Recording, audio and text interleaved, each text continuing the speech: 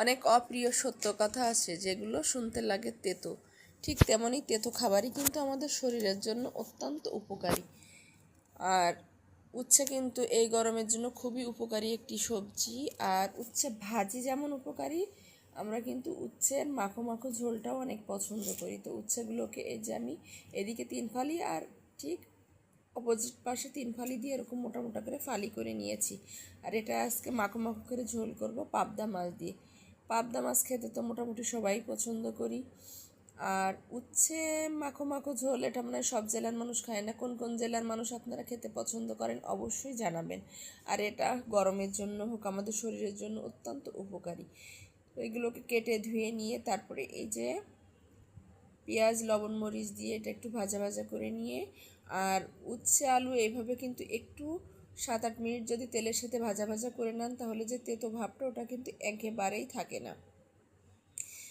আর এই যে এই তো তেতো ভাবটা যাতে না থাকে এই জন্য কিন্তু আমি এইভাবে খুব ভালোভাবে বেশ 5-7 মিনিটের জন্য আমি নাড়াচাড়া করে নেব, আর কি ভাজা ভাজা করে নিব।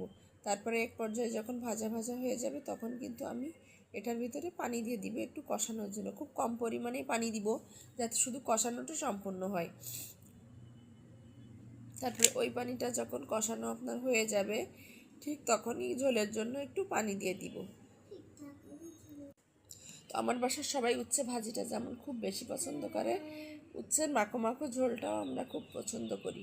যদিও আমার মেয়েটা খায় না ভাজিটা, সে অনেক পছন্দ করে, তো আমরা অনেক পছন্দ করি। আর গরমের জন্য তেতো তো অত্যন্ত উপকারী, মানে শুধু উপকারী না, খুবই উপকারী। আপনারা সবাই চেষ্টা করবেন সপ্তাহে 1 থেকে 2 দিন। তো যাই হোক, আমার কিন্তু এভাবেই কষানোটা প্রায় হয়ে এসছে। আর এইভাবে খুব ভালোভাবে কষিয়ে নিয়ে তারপর পানিটা দিবেন। পানির ভিতরে পানি দিবেন না, তাহলে কিন্তু টেস্টটা ওইভাবে পাওয়া যাবে না। তারপরে খুব ভালোভাবে কষানোর পরে এটা দিয়ে দিলাম আমি ঝোলের পানি।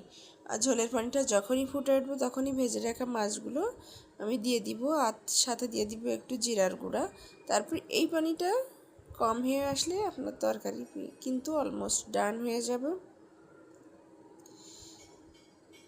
তো এই যে জিরার গুঁড়োটাও দিয়ে দিলাম, আর এটা খুব ভালোভাবে ফুটতেও দিয়ে দিতে হবে। ফুটে উঠলে একটু মাখো মাখো হয়ে আসলে আমি নামিয়ে নিব। আর এর মাঝে লবণটাও একটু চেক করে নিব, যদি কম থাকে একটু দেব, না হলে নাই।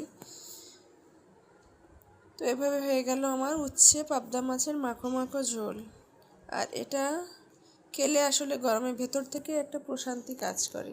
তো আমার তরকারি কিন্তু অলরেডি হয়ে গেছে, এখন আমি নামিয়ে নিব।